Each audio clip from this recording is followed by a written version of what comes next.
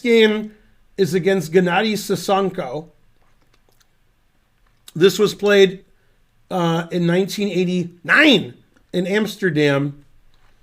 And my opponent played c takes d3, taking the queen back. And we got to this endgame,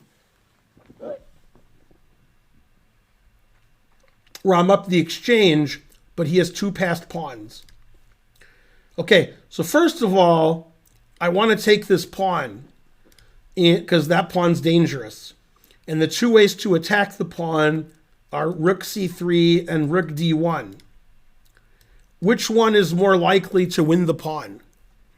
Rook c3 or rook d1?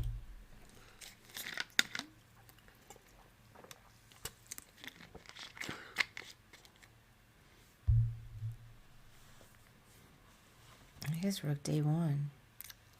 Close. Oh. Yeah. If rook d1, then he plays bishop c4. And then I can't win the pawn. So that's why you play rook c3. Now he can't play bishop c4. And if he plays bishop f5, then when I move my king over, I can play f3, e4 and get rid of the defense. Oh, okay. So he knew that was hopeless. So he got rid of his d pawn so he can move his a pawn. And he gets his a pawn all the way to a2. And I want my rook behind it. Okay. So we got that going. Now he moved his king up. And I want my king to go up. So I played f3. The engine thinks rook a5 is a little better. But I'm not worried about his king because I've stopped all the king advancements and I want my king to go up. He played king h5, attacking my pawn. So I defended it. Now he did something that's important in Grandmaster praxis. In this position, who wants lots of pawns on the board, white or black? Who wants to trade pawns? Who wants to keep pawns? I'm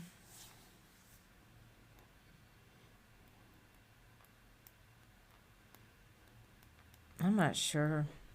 That's correct. That's a good answer.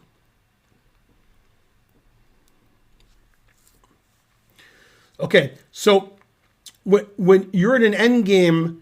I mean, it's a draw if they can get rid of all the pawns. Exactly. Right? So black wants to get rid of all the pawns. When you're in an endgame and one side has a material advantage, like a rook for a bishop or a rook for a knight, or any kind of endgame where one side's obviously better.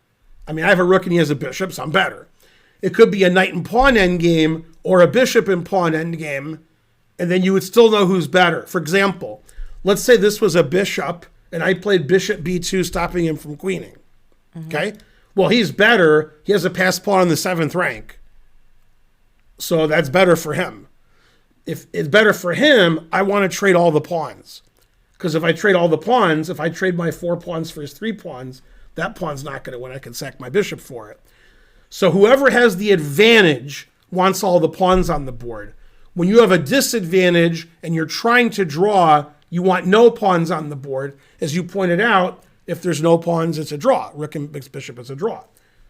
Okay, so he played g5, and he tried to trade all the pawns off, except that one, because that one's pretty good. Okay, so I pinned his pawn, and he played f5 unpinning, so I have to trade. I moved my king up. He played bishop d5, and I can't take his bishop because he plays queen, and he's putting pressure on my pawn, so I can't walk my king up. I can't walk my king over because my pawn's hanging. Then his king comes in. So I played rook to a random square, dark square, obviously. And then I played e4 because he moved his bishop off of, the d5 square. And then when he took, I don't want his king to walk in. So I played this check first. Now here's a funny story. If he goes here with the intention of takes, why doesn't that work for him?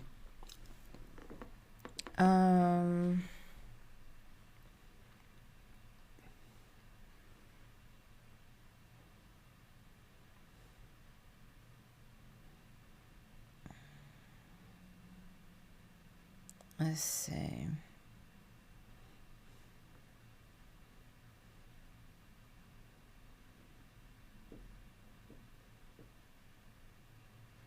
I'm not sure. Checkmate. Oh, I didn't even see that. Mm-hmm. If I don't play checkmate, it's a draw. The engine says all zeros.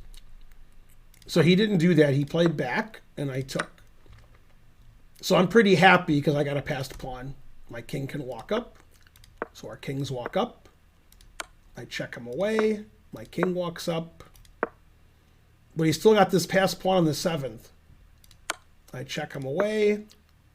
And this position, there's several ways to win, but I calculated all the way to the end. Although the engine says my way doesn't win.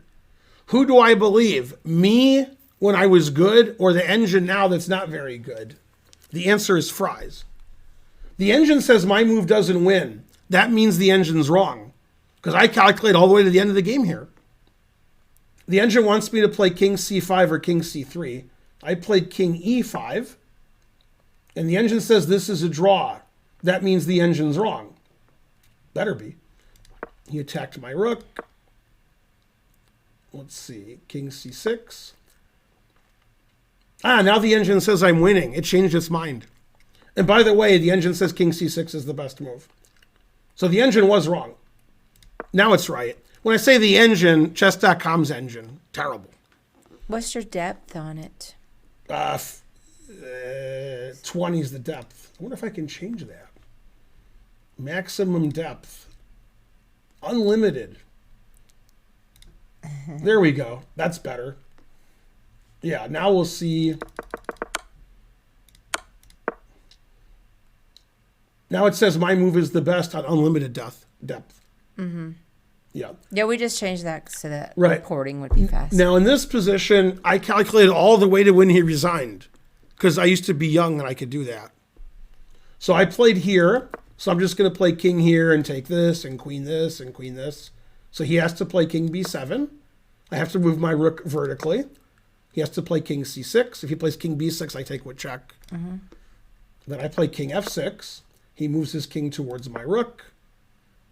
I play e5. He goes here. And I used to give this position as homework. I'd send my student away for a week. They'd come back, and answers were terrible, frankly. And I'd say, what should white do here, and what's the evaluation? I'm just going to ask you, what should white do here? Take your time. I give my other students a week. You have a few seconds.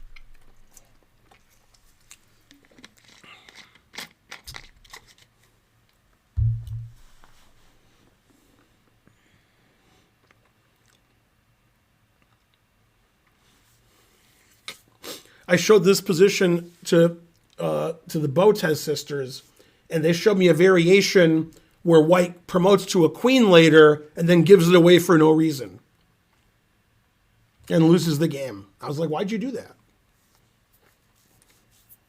Teach them to read me.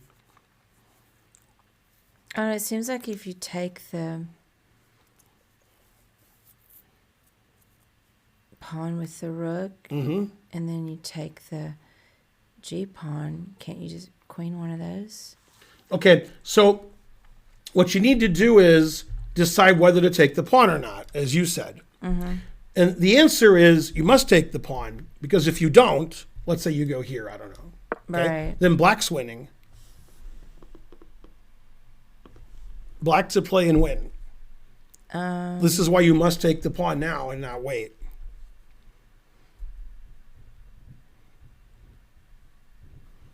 Oh, yeah, you could go bishop a4. Yeah, then I lose. Yeah. A lot of the homework I gave to people who were pretty good, B, A players, their analysis was here, king here, then some move, either e6 or here, then here, and then takes, and white was winning. And I said, what if black goes here? And they went, oh, this is like a week's worth of work, and they don't see bishop a4, they're just like moving their king here. If he didn't have bishop a4, I'm moving my rook away all day. But okay, so I have to take. Now, the only way to decide whether e6 is correct or king takes is correct is to calculate a lot or look at the engine analysis. Either way. And you have to remember, this was in 1989 when I was really good. Now I would resign with white because I'd be like, it's too hard. Okay, back then, if we go back to this position, when I played king e5, I saw all the way to the end of the game and more because this was 89, not now, 89. You weren't alive yet. By the way, I wanted to point something out that I saw in sports today. There's a guy whose birthday is today. He plays for the Pistons. They just drafted him. They drafted him 3 months ago. Plays for the Pistons. It's his birthday. He's 19. When he wasn't born yet, LeBron James was still in the league.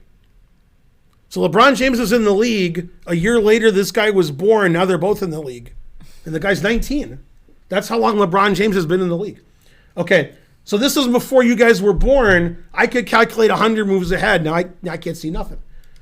Okay, so I calculated all this. And in this position, I calculated king takes an e6. And I knew which move won because of calculation. And it turns out king takes doesn't win. Very simple, bishop e6. And you just can't, you can't promote anything. Yeah, the king's just walking back here. And there's just no way to do anything. The engine also says king here draws. Then king here draws. It's just too slow. Okay, but e6 wins. Now, if he takes, it's a very simple win. Very simple. You take and you win this pawn, and it's easy. This king's over here. But he doesn't take. He moves his bishop to a square where he can defend this. Thanks, Finegold. So he moved his bishop somewhere. And then after here, he plays bishop a4. Now you have to decide, again, do I play king f7 and queen, or do I take this? Again, it's just calculation. And it turns out taking this doesn't win. It's close. And then he takes and takes. Oh, yeah.